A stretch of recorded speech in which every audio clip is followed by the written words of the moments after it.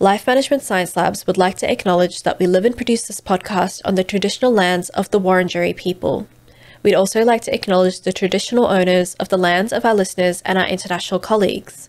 We'd like to pay our respects to their elders, past, present, and emerging.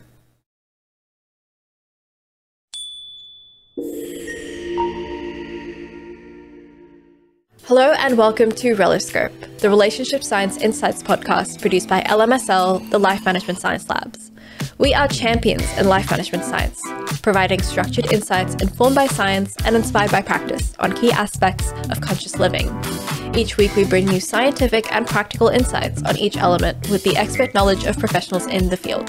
I'm your host Aditi Kuti. Let's get on with the show. And today I'm joined by Dr. Talal H Alsaleem. He is an infidelity recovery expert, and we're going to be talking today about infidelity in general, who, what, why, when, where, and why it occurs.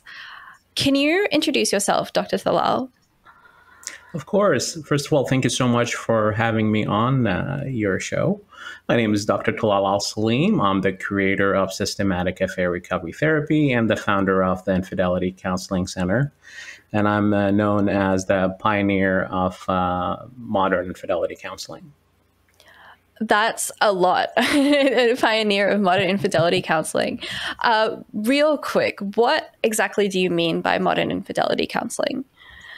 What I mean by that, believe it or not, that despite the fact that we've been dealing with infidelity since the dawn of the concept of committed relationship, up to this point, to the point of me creating systematic affair recovery therapy, there hasn't been any tailor-made treatment method for infidelity. Mm-hmm. There have been a lot of general models for relationship issues that therapists have been adopting to treat infidelity, but nobody has created a model that's tailor-made for infidelity until I created systematic affair recovery therapy. Right. And we're definitely going to delve into a lot of that across the episode as we chat to you. But real quick, before we get into any of that, we have a section called Have You Met Dr. Talal H Alsaleem, where we get to know you a little bit. I'm just going to ask you some really quick questions, and you don't have to think too hard. All you have to do is tell me the first answer that comes to your head. Okay. Yeah, all good. What is your favorite book?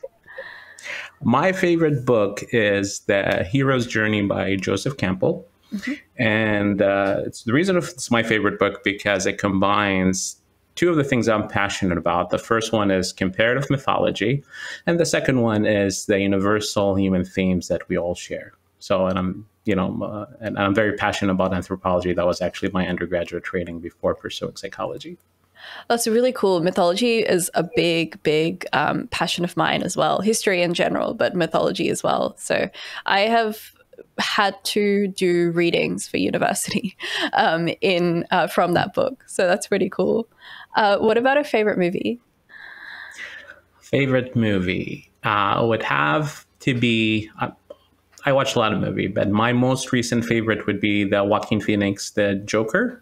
And the reason that I love the retelling of the story because how it tackle a serious issue like mental health illness and how as a society we can be in either a risk factor or a protective factor. Right. Yeah. Plus, I feel like Joaquin Phoenix did a phenomenal job also conveying the character. He's a fantastic actor for sure. What about a favorite podcast or a podcast that you're listening to at the moment? I've been an avid listener of Radiolab. It's on NPR. It's one of my favorite podcasts because the folks who put the podcast, they tackle very unique and complicated scientific concepts, but they also break them down in a very entertaining and accessible way to everybody. So it's one of my favorite. Yeah, science communication is what we're all about, for sure. A famous role model that you looked up to? It would have to be some aspect of Charles Darwin, specifically the aspect of being brave enough to present a controversial idea and sticking to his guns despite the criticism that he received. I find that admirable in scientists. Definitely. What about the last course that you completed? The last course that I completed in terms of the ones that I have created or the ones that I actually took? Either one. You can talk about ones you've taken or created. Yeah, so the thing comes to mind. So I have the Systematic Affair Recovery Therapy training platform, and I create courses. So when you said course, I'm thinking about the most recent course that I created, which is titled Plagues, Politics, and Relationship Vulnerability. And the course explores the relationship between global events and how it impacts us at the individual level, as well as our interpersonal relationships. Right. Yeah, definitely a very current one, I think, after the last few years, for sure. But thank you, Dr. Talal. You are known now. Thank you so much for introducing yourself to us. We might move on, I guess, to our main part of the episode, which is infidelity, and all the questions around it. But before we kind of focus in on infidelity, I want to talk about relationships in general. How do you define a relationship?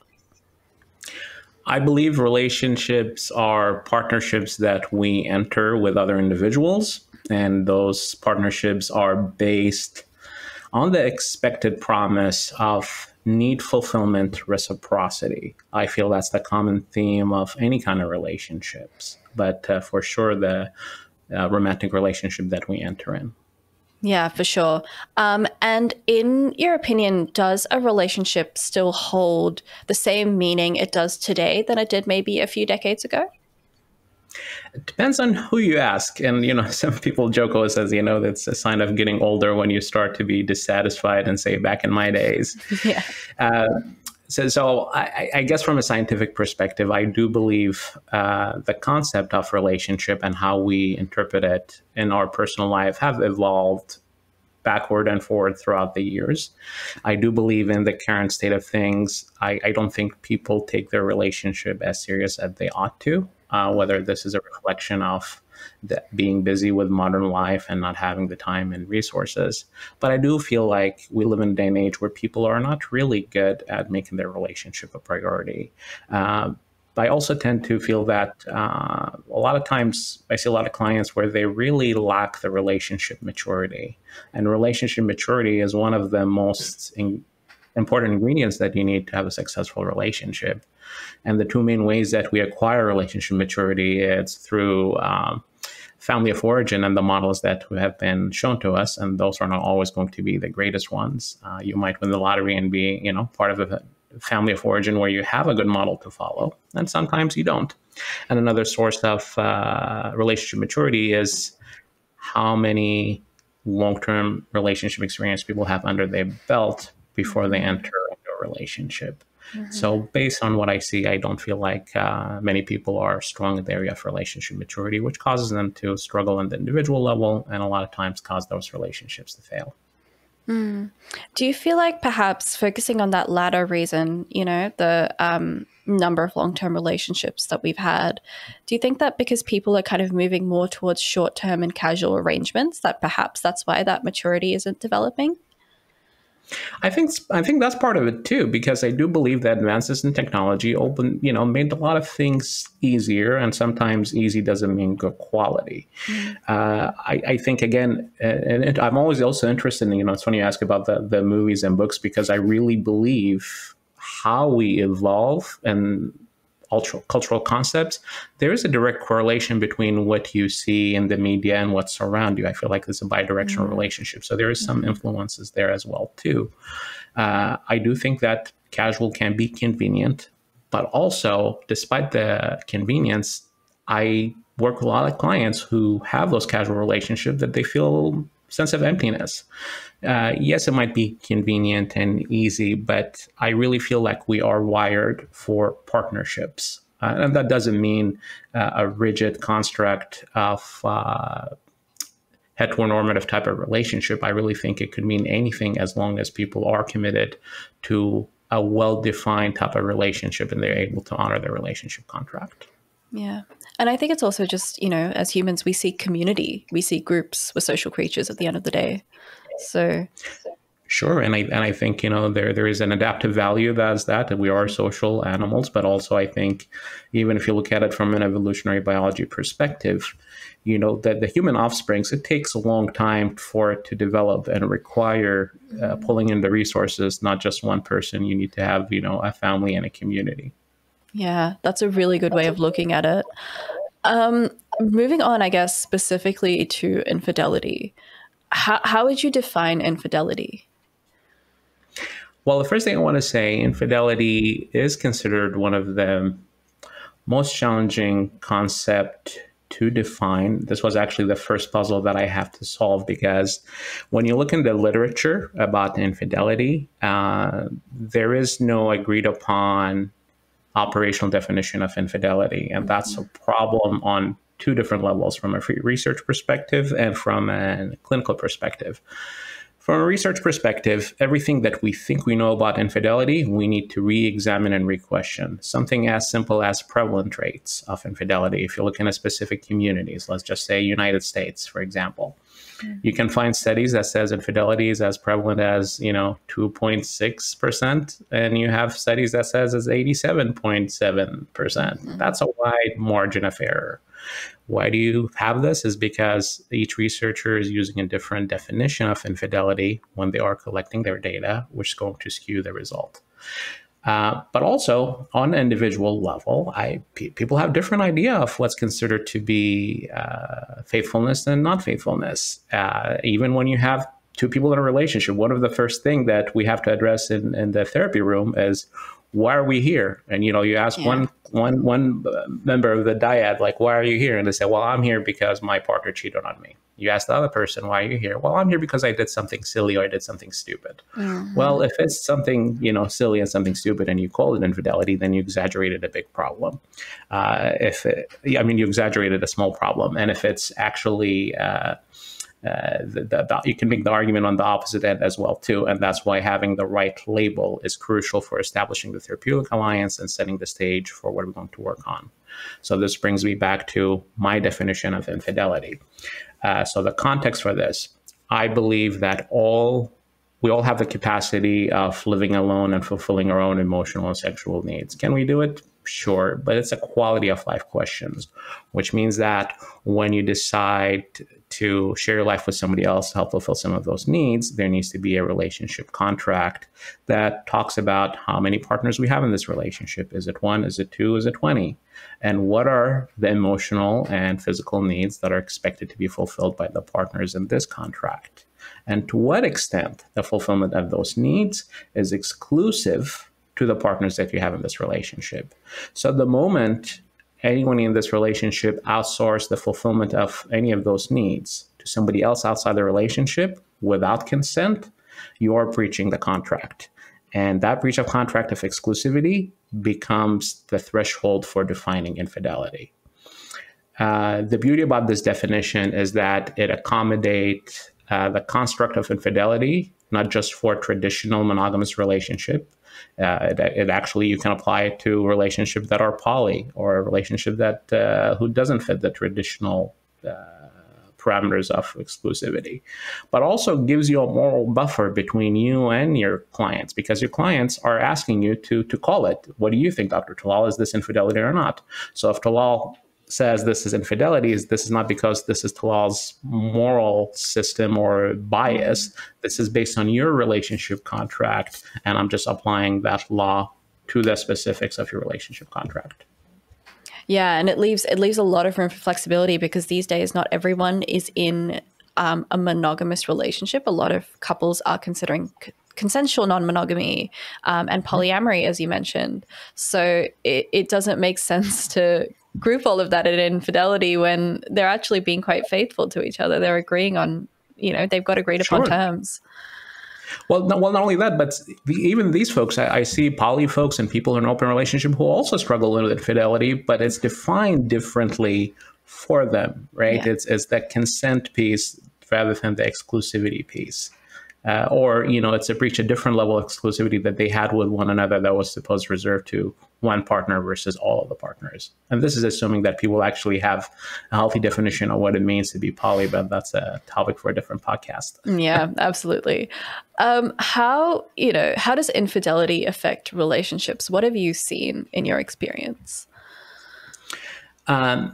And if we're talking within the confines of the relationship where infidelity happens with your significant other, infidelity is one of the most destructive acts that people can commit in the relationship. This is why the title of my first book was Infidelity, the best, worst thing that could happen to your marriage. It is one of the most awful things that one can experience because it shakes the foundation of trust.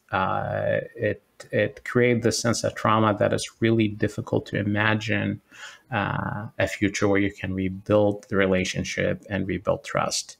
But also, despite the trauma, it is a golden opportunity that can be used for a catalyst for change. I really, truly believe, trauma can be a catalyst for change, whether it is change for the poor dynamics in the current relationship that led to the infidelity, or change to say that this is not a relationship that I need to be in and time to look for a healthier relationship. So there's a silver lining for it. Sometimes in kind of times of great change, there's a lot of new opportunities that pop up from that as well, even when it seems pretty dire at the time.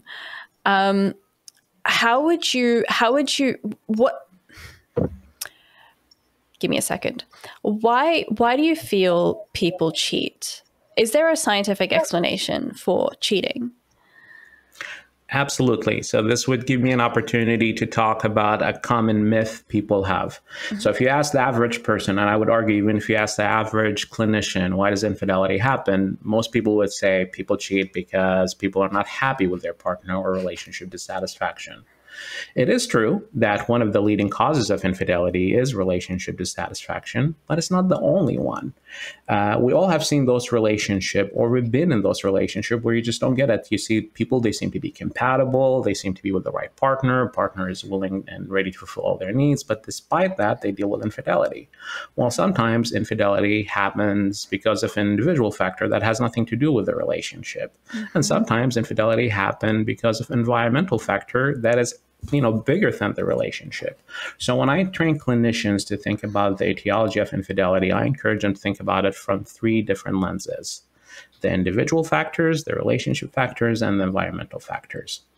The individual factors, common individual factors that lead to infidelity are mental health issues that has not been treated or has been identified, and people are not engaged in a proper way to address those issues.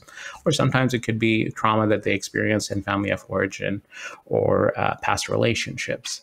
A common example of individual factors that lead to infidelity in the arena of mental health is sex addiction. Now, if you look in the DSM-5, which is, the book of diagnosis that we use as clinicians, sex addiction is actually not an official diagnosis because clinicians are split.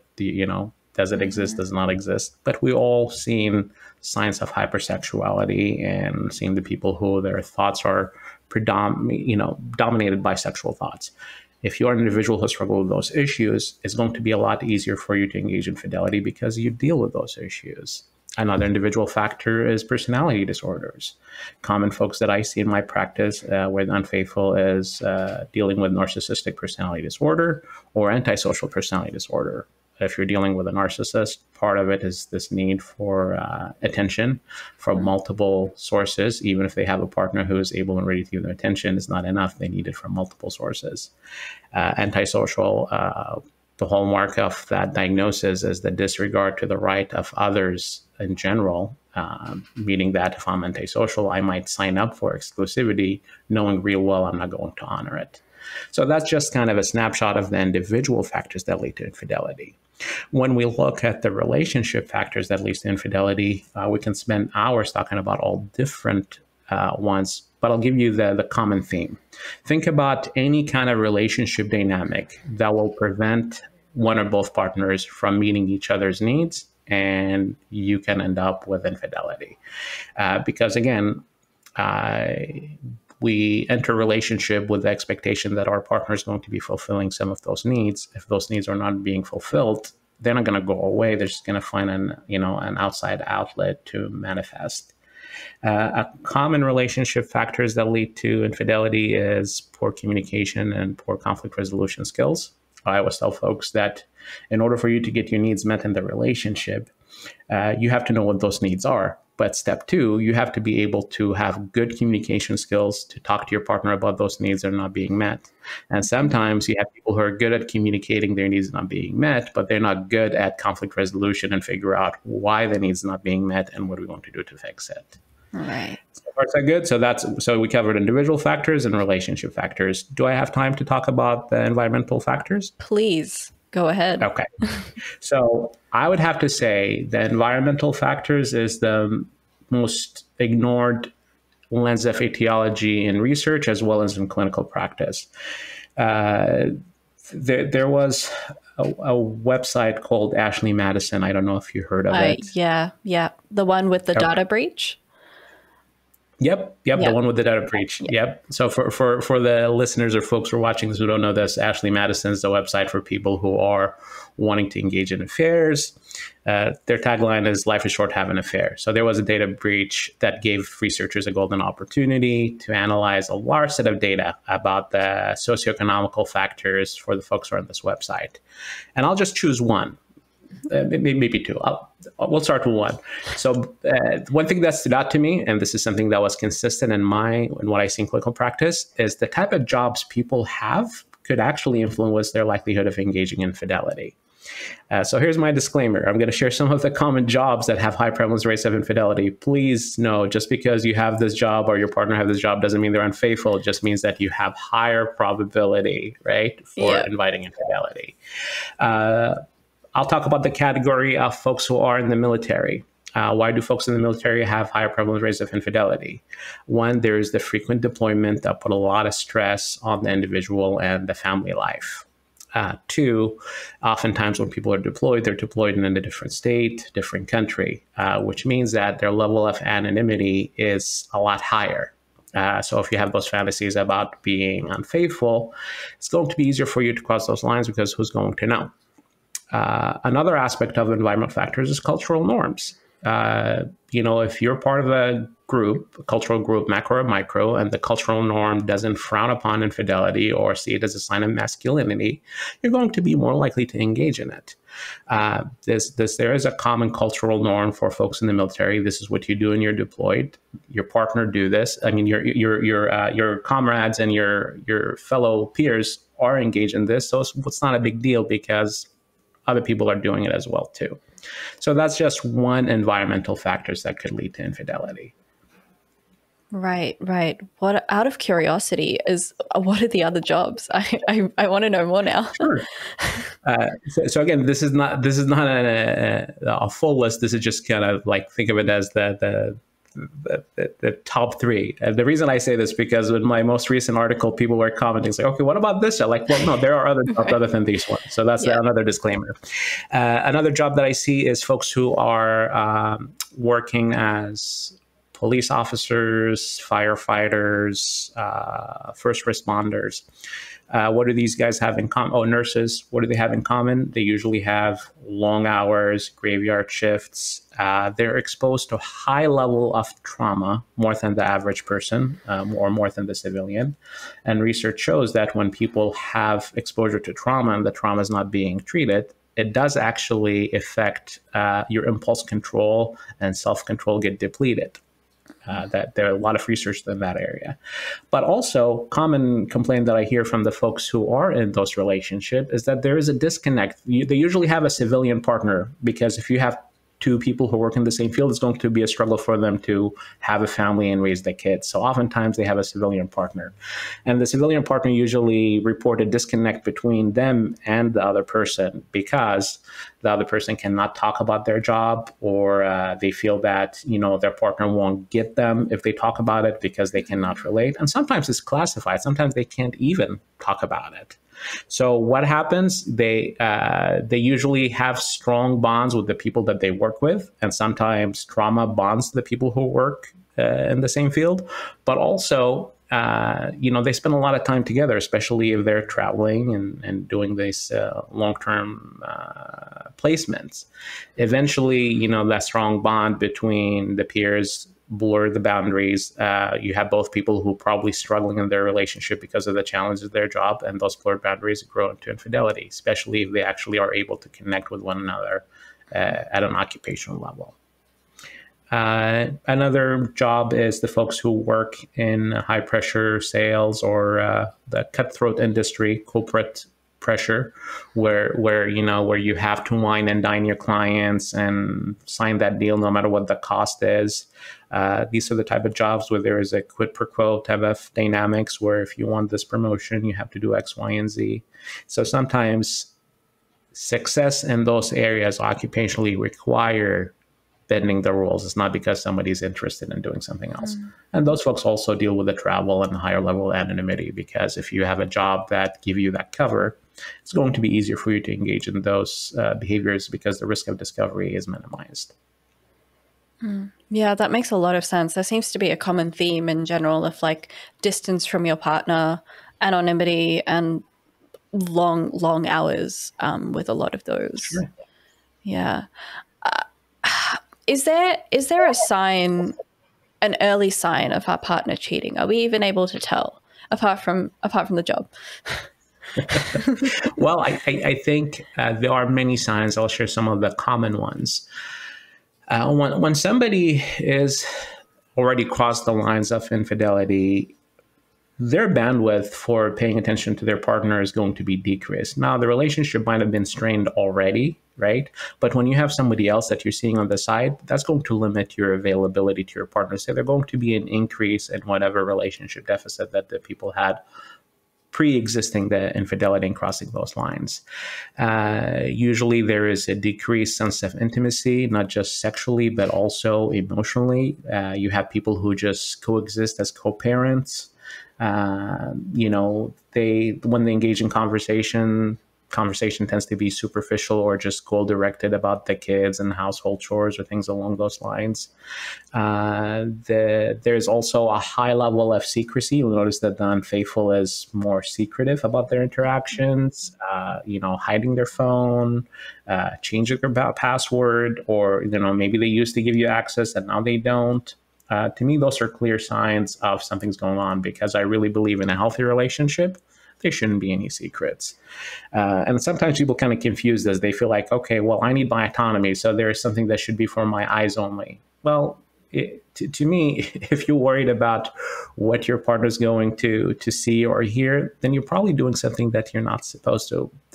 Having transparency does not take away your autonomy. It's just really an indication of how much trust you have in your relationship. That doesn't mean that people have to micromanage each other and check on each other all the time. To me, it's just really as a premise. I always give the analogy, for the balance between autonomy and transparency. You live in a house with multiple rooms and there are doors. I can lock those doors. I don't have to lock them. I can keep the door closed. If you're my partner and want to see what's behind door number 1, number 2, ask me and I'll open the door. I'll show you, because I don't have anything to hide. I think that's a healthy balance for this autonomy and transparency.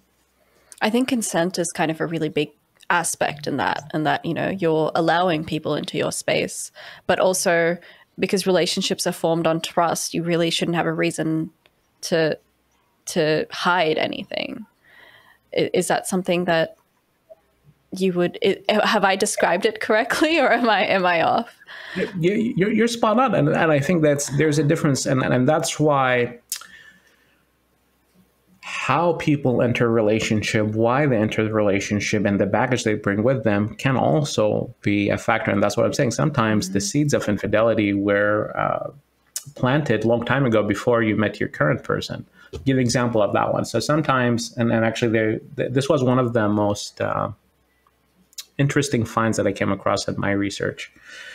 It's whether or not you experience your infidelity in past relationship or in your family of origin can actually be a predictive factor of whether or not you're going to be dealing with that in your relationship, whether as you becoming unfaithful or you suspecting your partner even though they're not doing anything they're not supposed to, right? Mm-hmm. So I'll just give you the example, and I know it seems to be on all over the place, but I promise I will answer your question.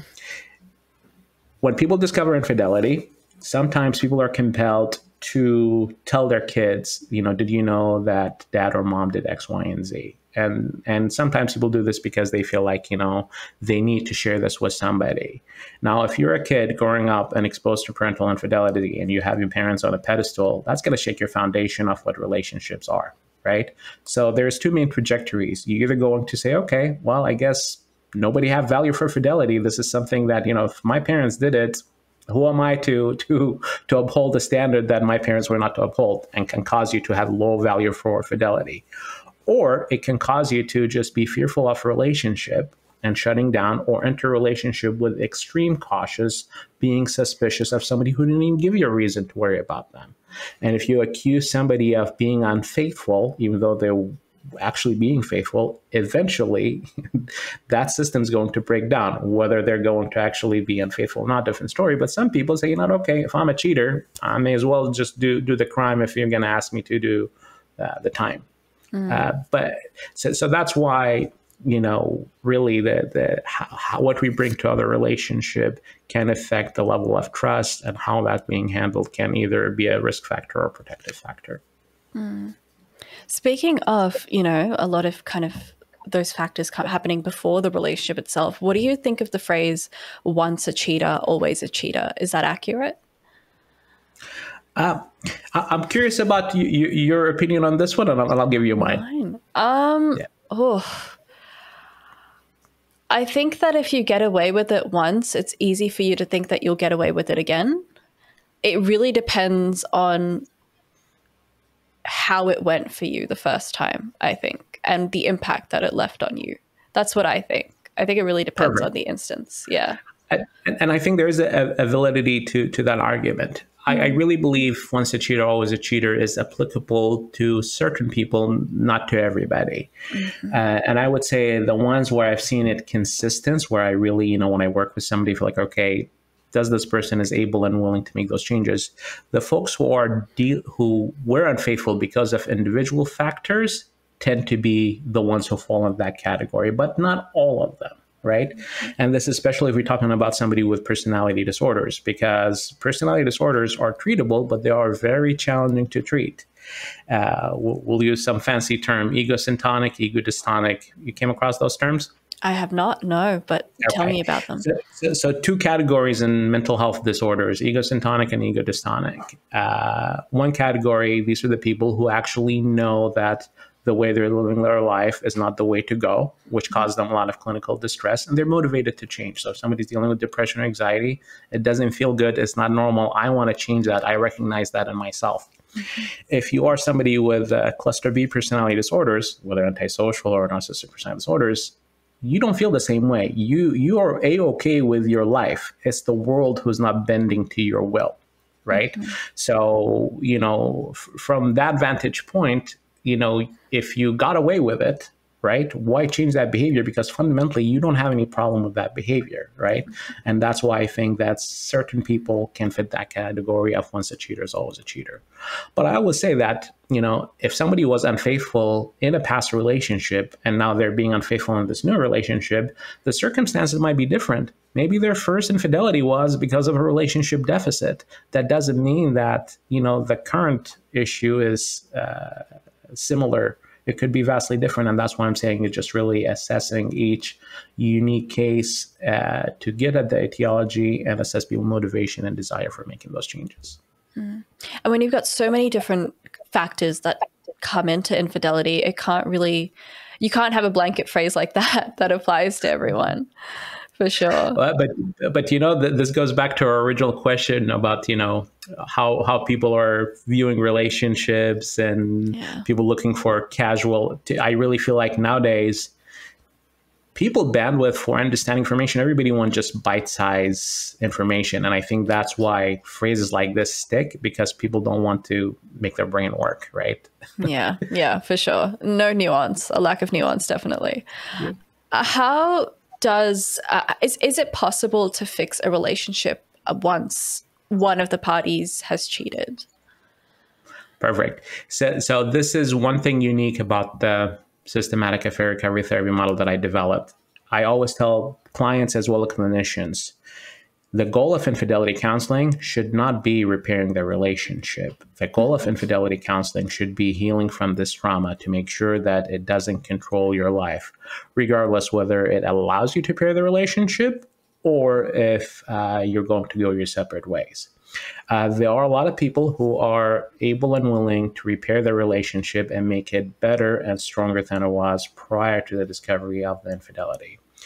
And there are some people who are just not going to be able to do so based on the unique circumstances of why the infidelity happened in their relationship. I always give the example of infidelity like a heart attack for the relationship. I think of this way. I think we all know at a basic level that, we need to eat better. We need to, not eat fast food and exercise so that we're healthy, right? But not all of us are going to live this way unless something really bad happened, like a heart attack. And when something like this happened, it's a serious wake-up call. And some people say, okay, I need to make some changes, and this is the time to eat better and exercise better than I ever did in my life because I want to live. And some people kind of continue doing the same thing that they were doing. And that's the part about the catalyst for change. Infidelity is a heart attack to the relationship. If you're dealing with your infidelity in your life, then there's something seriously wrong in your life, whether at the individual level, the relationship level, and environmental level. If you actually take the time to identify those factors, and those factors are something that can be fixed, then you're going to have a better life than before, because at least now you uncovered all these factors that you've been choosing to not to look at. I think that's a really good way of putting it, the heart attack of the relationship. I think that's definitely an easy way to explain things. Is it possible to prevent infidelity? I know you touched on that a little bit in terms of identifying factors, but I'm assuming it's not the kind of thing you can really predict that you're going to either engage in or that your partner's going to engage in. I think that's a fair statement to make about anything in life. Really, nobody can predict anything, but that doesn't mean we don't do our due diligence to introspect individually, as well as do our due diligence to research. I think people can minimize the potential for dealing with infidelity if certain things happened. So, for example, on the individual level, a way to prevent infidelity is by doing a system check and, being honest with yourself. Do you have any issues? Do you have sex addiction? Do you have pornography addiction? Do you have depression, anxiety? What individual issues that you have that have impacted your life that you haven't dealt with? Is there a past trauma and family of origin that happened to you that you haven't dealt with? I think if you're able to, on a regular basis, assess yourself and making sure that those issues being treated well, you significantly, drastically minimizes the chances of dealing with infidelity for individual factor. Also, this is an individual and a relationship aspect of prevention.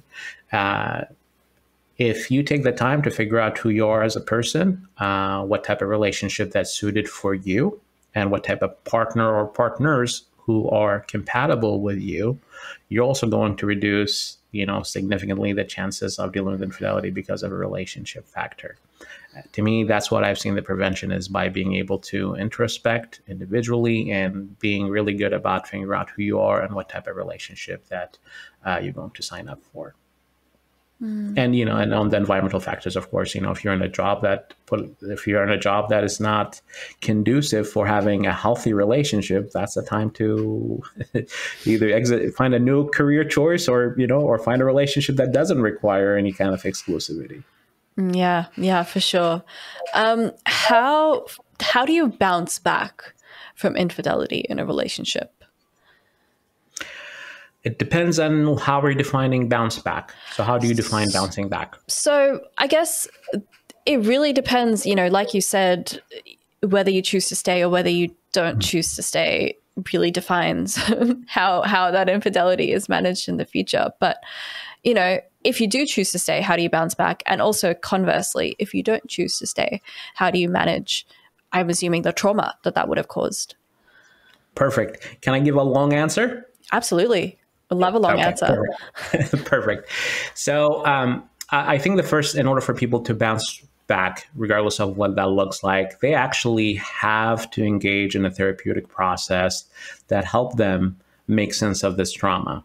It is important for people to understand what happened, why it happened, assess the damage, and figure out what's the best way to heal from this, whether healing as individuals or healing by repairing their relationship.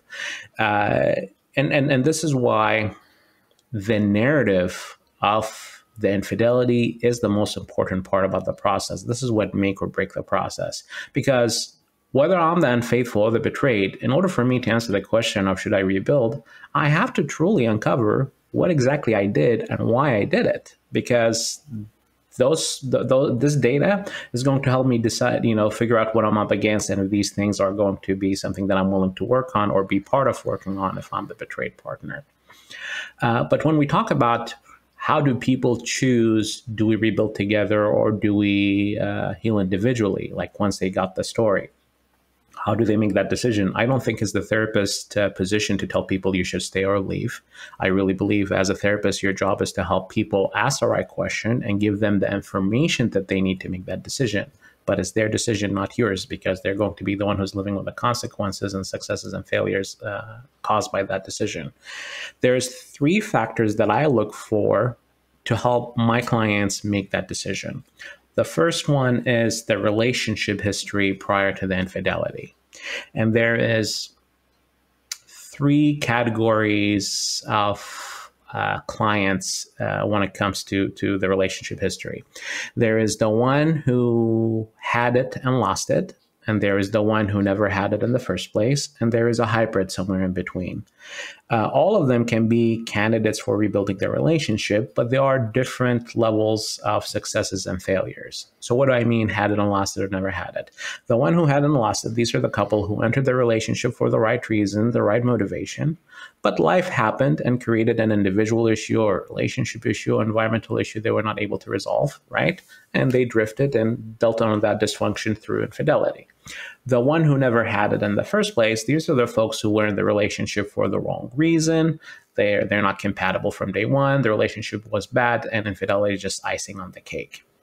The hybrid is the one in between, the one who can recall some aspect of the relationship working, but it was lost way early on in the relationship. The one who never had in the first place are going to be the least successful candidate in rebuilding the relationship because they don't have the muscle memory. And also, what's my incentive to rebuild a relationship that was bad from day one? And infidelity is the crowning achievement of how bad this relationship was.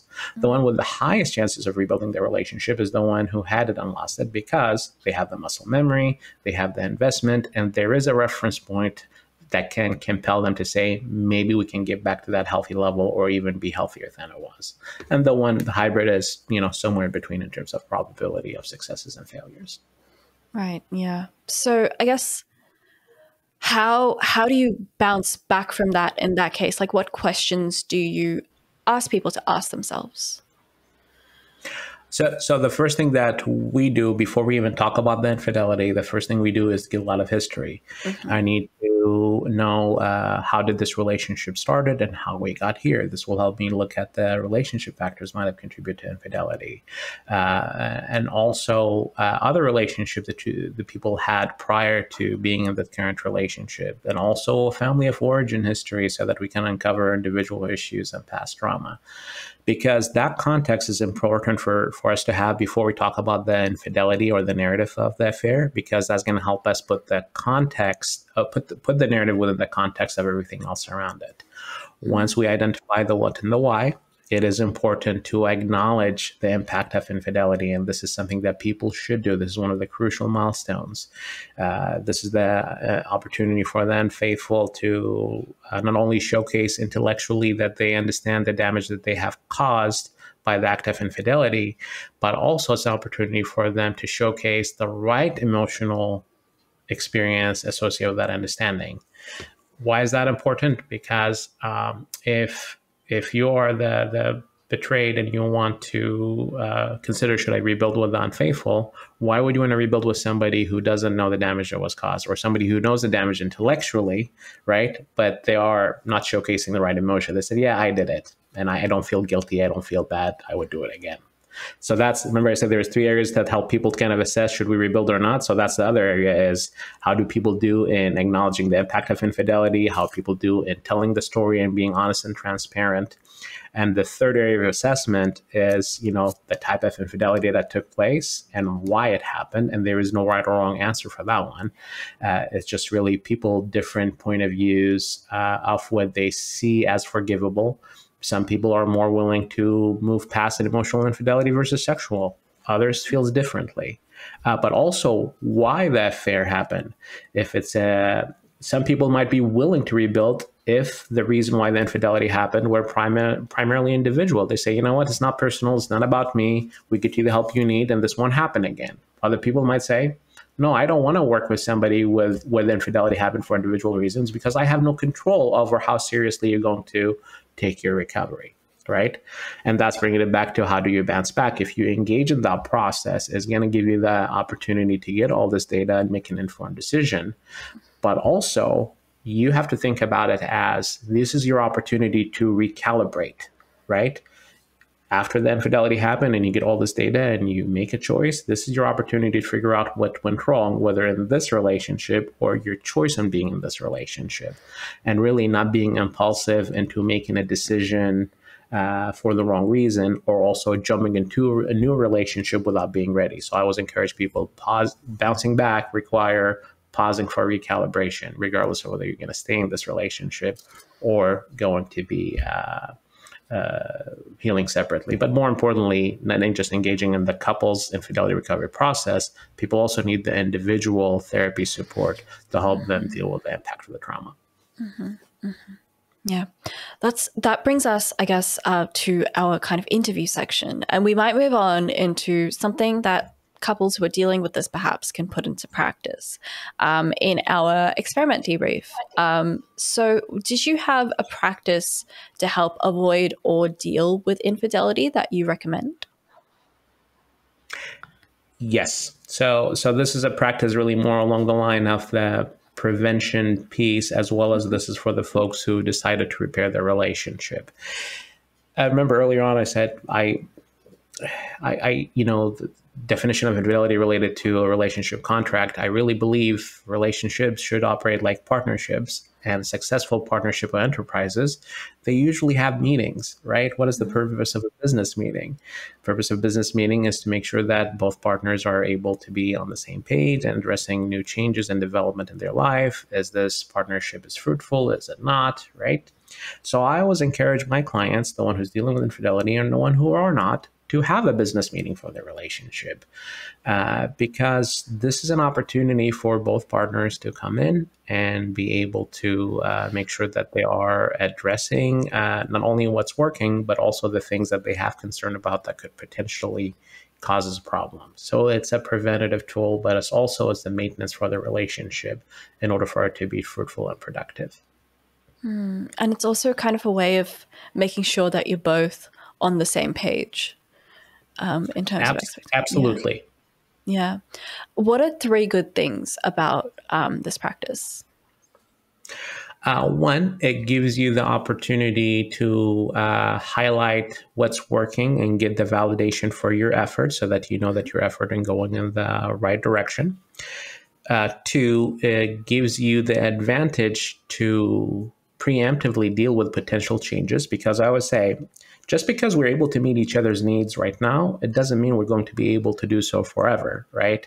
Because every new things in life that happens, whether it's something, any new stressor, whether positive or negative, whether it's something that we choose to have in our life or something that just thrusted upon us, is going to impact our ability to meet each other's needs. So if we know what those stressors are ahead of time, or at least early on when they happen, we can renegotiate how is this going to impact our ability to meet each other's needs. Because to expect our needs fulfillment to be exactly the same prior to this new stressor is unrealistic. But also to give up on meeting needs just because we have this new stressor, that's going to create a relationship deficit. So we need to be able to actually pause and figure out a new way for us to fulfill each other's needs under the light of this new stressor. But the third aspect, this is the third benefit of this practice. This can help a lot of people with the communication and conflict resolution, because oftentimes people don't communicate or have conflict until something happened in the moment. And when they communicate about it in the moment, you're communicating about it in wartime, meaning that feelings are hurt, you're not going to be able to articulate your point of view, you're not going to be listening well.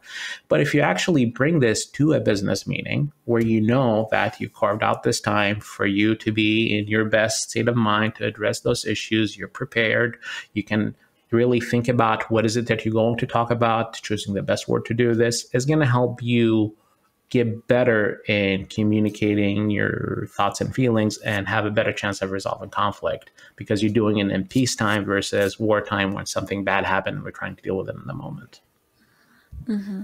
For sure. What are the challenges that people might come across in adopting this idea? So I would say most challenges that I hear people, and this related to how seriously people take their relationship. Do we have the time? Who has the energy? Who does this? For me, I really believe that people make the time for the things that are important for them. So if I asked you, what are the things that you do on your own internally without somebody reminding you to do on a daily basis, what would they be? If you just give me examples. On my own that I make time for, I guess my family. Okay. I work, always making time for work. And well, this past year, I've been trying to make sure that I have time to read and creative write. They're like hobbies of mine. So I've tried to make sure to prioritize that. But I suppose, I don't know if that answers your question or if that's an appropriate answer. No, that's an excellent answer. And my follow-up is that you usually do these things on your own. Nobody have to say, hey, you have to do this, or somebody have to remind you. Yeah, well, yeah, I know when I'm working, so I don't have to be reminded. Perfect. And then I spend time with my family. Yeah. And that actually clearly illustrated my point. I really believe if people value their relationship the same way they value their work or other interests that they have, they're going to be more successful in making this business meeting a priority because they get the benefit of it and they're actually going to make the time. I really believe that people make the time for the things important in their life. The ones who push against this idea, their relationship satisfaction doesn't seem to be a high priority for them. And my rebuttal when I hear that comment, I would say, okay, well, even if their relationship is not the most important thing in your life, selfishly, it's going to impact you because if you're not happy in your relationship or if your partner is not happy with you, every other aspect of your life is going to suffer. So why not carve out the time to make sure that this aspect of your life is in balance so that other areas of your life doesn't suffer? So really everybody wins, like even the ones who have a different level of priority. But I also think this is an indication of a compatibility too, because if you have people who, for them, their relationship is a high priority and the other person's relationship is just like an adjunct service, these people are going to struggle because one is more serious about their relationship and somebody else is looking for something casual. And I always kind of emphasize too in terms of a challenge of doing this is that this is not date night. This is, this is a business meeting. People need to do this on a regular basis. When they do this, they need to be prepared and also having this conversation in the ideal environment, meaning no distractions, not under the influence, so that the conversation can be productive. So these are kind of the challenges that I've seen people kind of implementing this is just feeling they don't have the time. But I really feel like as you invest in it, it will save you a lot of time down the road. Yeah, for sure. When you mentioned that this is something that needs to be done regularly, how often do you recommend people employ this practice? So in a perfect world, I'd say, once a week, take a half an hour to an hour, right? Go for coffee or, find someplace quiet where you just prepare and have this conversation. But at a minimum, at least once a month, because life change, right? And I think, again, it's just being able to kind of having these meetings on regular intervals. And you can have a meeting for, what are goals for this year as a family or as a relationship. So you can also have an annual meeting in addition to those ones. And also people think of it as your own therapy session. So save your money, right? If you already saw a therapist and, you got a good plan, because you can do maintenance in your own if you're on the right track. So in a sense, that would actually kind of empower people not to rely so much on therapy. Therapy is important, but there are a lot of people who kind of abuse couples couples counseling, and they use it as an opportunity to vent out and have somebody resolve conflicts for them because they don't really want to take the time and effort to learn how to do this in themselves. Absolutely. Based on your experience, do you have any other kind of recommendations of a practice or habit that you would employ alongside the business proposal? Absolutely. And this would be an advice that I give for the unfaithful clients, as well as the one who are trying to have preventative measures for individual factors that could lead to infidelity. One of the common individual factors for infidelity is a term that I coined as egocentric morality. What do I mean by this? We all are faced with moral dilemmas on a regular basis. And some of those, not all of these moral dilemmas are related to fidelity, but I would argue that fidelity is a key component of moral reasoning. And somebody with egocentric morality is somebody who oftentimes is impulsive, self-centered. Their cognitive analysis, whenever they are facing any decision, is really related to what would they gain and lose. And they're not really thinking about how this decision or the consequences of the decision are going to impact others. And on the rare occasions, they think about how this is going to impact my partner, how it's going to impact my family. They engage in rationalization or emotional disconnection, right? Because if you rationalize it or you emotionally distance yourself from it, it's going to allow you to kind of ignore that blind spot and do it anyway. So what I recommend for them is to really create, if they haven't, or reevaluate their value system. Because I really believe if you have a clear value system and those values are yours, nobody forced them on you culturally, spiritually, these are your own values. If they are your own values, it's going to be a lot easier for you to make morally right choices. And I always encourage that faithful who is guilty of egocentric morality, if they're trying to rebuild their relationship or just feeling individually, once you redevelop your moral compass, any decision you make, big or small, you have to measure it. Does it go with or against these values before you act upon it? And the more you do that, the more successful that you are in making morally sound decisions that not only benefit people around you, but it's going to make you feel good about yourself. Because for me, morality is not just for others, it's for you as an individual. Are you living up to the vision of yourself that you would like to have? Right? The byproduct of that would be everybody else wins, especially if you have a good moral compass. That's a really, really good way of putting it, I think, and kind of evaluating yourself, as we've kind of addressed throughout the episode so far, is so important as to prevention of infidelity and also managing infidelity, because there's so much other stuff going on. You really have to kind of constantly measure where you're at.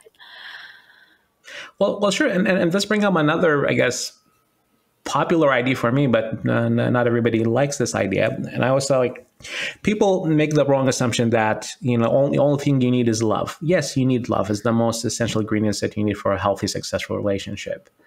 But by itself, could actually mean do more harm than good. Love doesn't conquer all, right? And then also,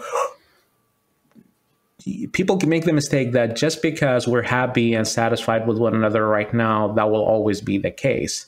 And people forget that things change. We grow as people, and sometimes our needs change. And if I'm not paying attention to those needs are being changed, or I'm paying attention to the changes, I'm not giving my partner the memo, that is the fastest way for a relationship deficit.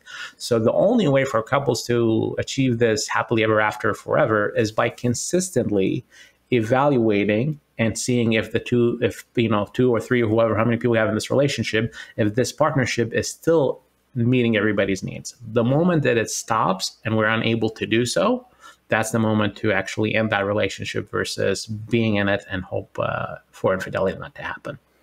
Yeah, absolutely.